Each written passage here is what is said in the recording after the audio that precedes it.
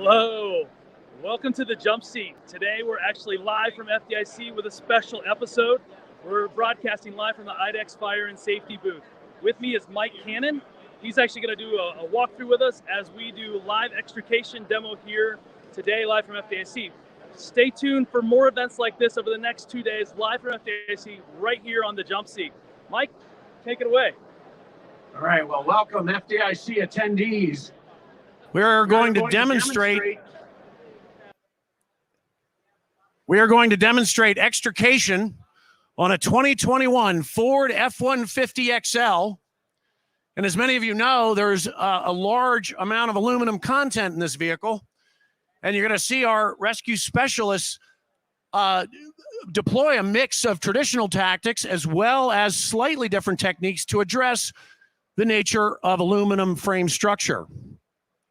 With us today in the sweat box, the safety sweat box, we've got Larry Anderson, Anthony Morabito, and Rick Rainwater, all veteran firefighters.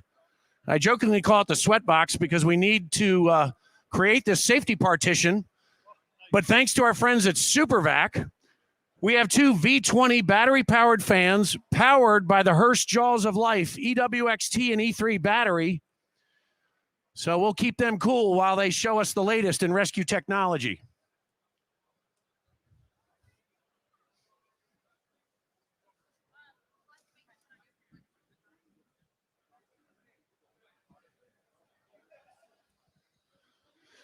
This first maneuver, Anthony's going to gain purchase by doing a vertical lift on that door frame to create the entry crack he needs to remove that door, while Rick makes an early relief cut in the front frame area.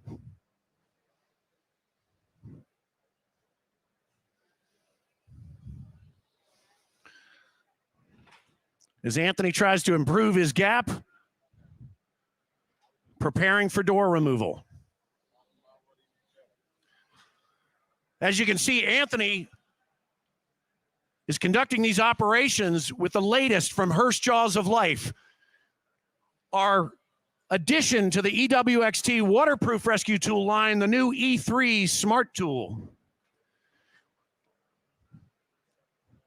As you can see, if you're standing in the right position, Anthony will be able to tell his battery status completely hands-free, not touching the tool, because the tool gives him that real-time information on the dashboard display.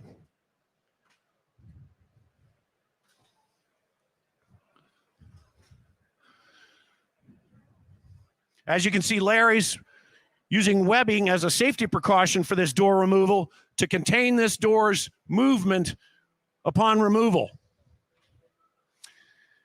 And if you'll notice on the dashboard display of Rick's tool, you may see a green power bar. This indicates the power stage of the tool. So if he's in a blind cut, this display will allow him to understand if the cutter has completed its cut cycle or not.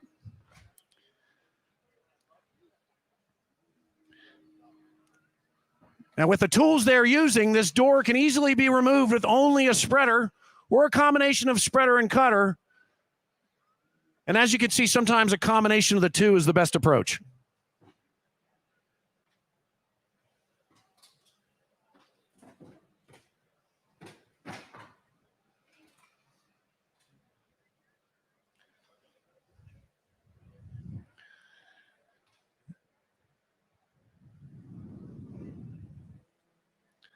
And as you can see here, Rick's coming in to make that final hinge cut.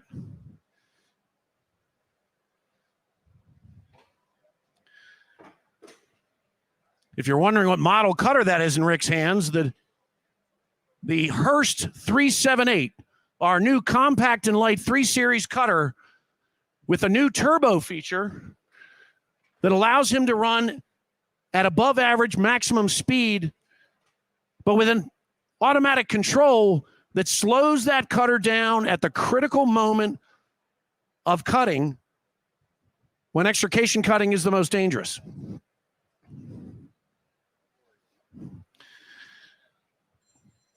And as you can see, Ford builds one hell of a tough truck. They've got that front door off. And now Anthony is going to work on exposing the lower A post, as we're going to need to sever that for the dash lift we're seeking to accomplish.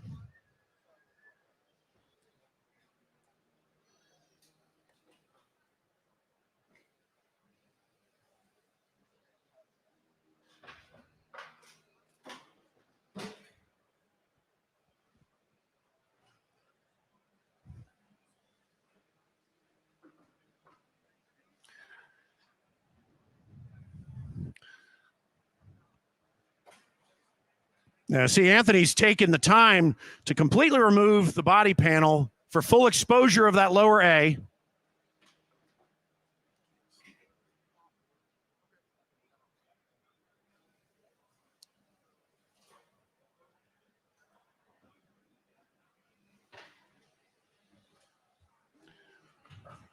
Now, while Anthony works on that second door removal, Rick's going to come in to work on the proper relief cuts to make this dash lift work correctly.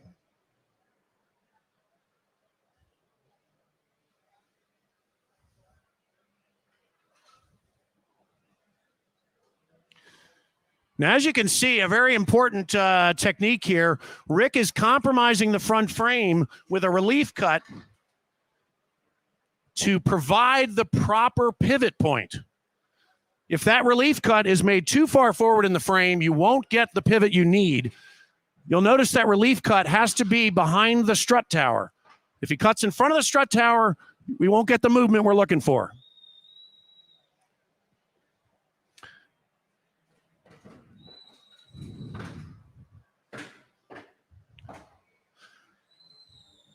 And as you can see, Rick takes the hinges of a brand new Ford F-150 with no problem at all with HURST's smallest and lightest cutter.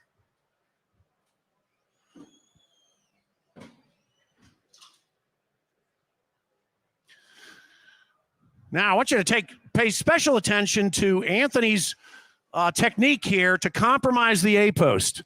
To speed up your extrication, the firefighter on the cutter continues to work while Anthony uses a spreader to sever the A-post with what we call an A-post rip, using the wire loom hole to insert the spreaders and horizontally rip the A-post apart to get that full sever while the cutter can be dedicated to other work.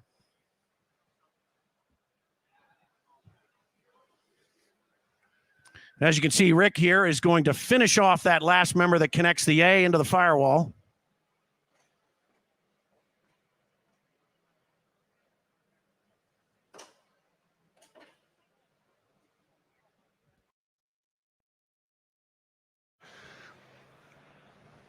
While our rescue specialist works, we want to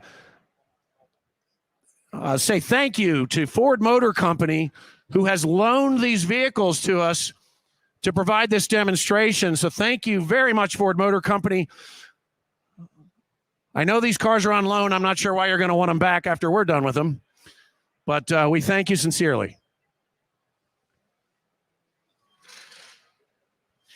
Now, an important technique point here. As you see, Larry has preloaded the A-post with the 521 Ram. You may have seen many, many dash lifts conducted with just the spreader or a dash roll with just the Ram. With new car technology, creating designs that are so robust, this technique is used to divide the needed force between the Ram and the spreader.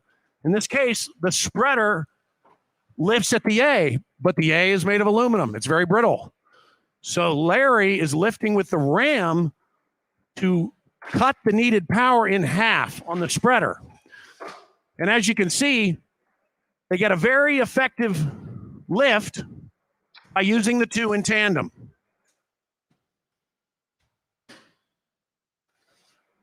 Now notice, we did not cut the upper A here. This maneuver requires a connection of the roof rail to the B to be used as a lever arm to help with the dash lift. So order operations are really, really important here if the rescue plan is to remove the roof. As you can see here, we've accomplished our dash lift by using that roof rail connected to the B. Now we're going to go for a total sidewall removal.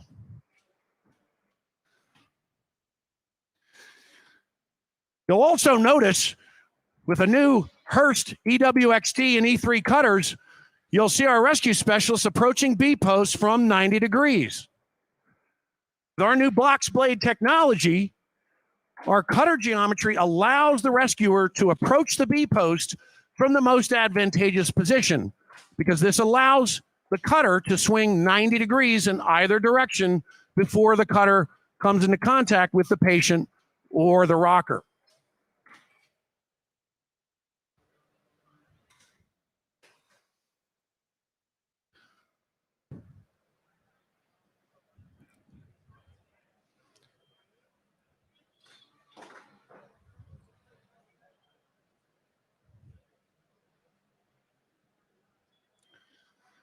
And now that we have our dash lift complete,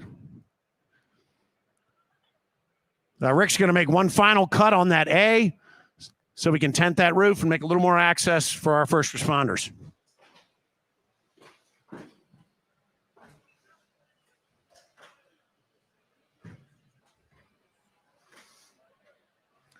And now with the dash completely compromised, we use the 555 spreader for a follow-up lift to create maximum room for patient removal.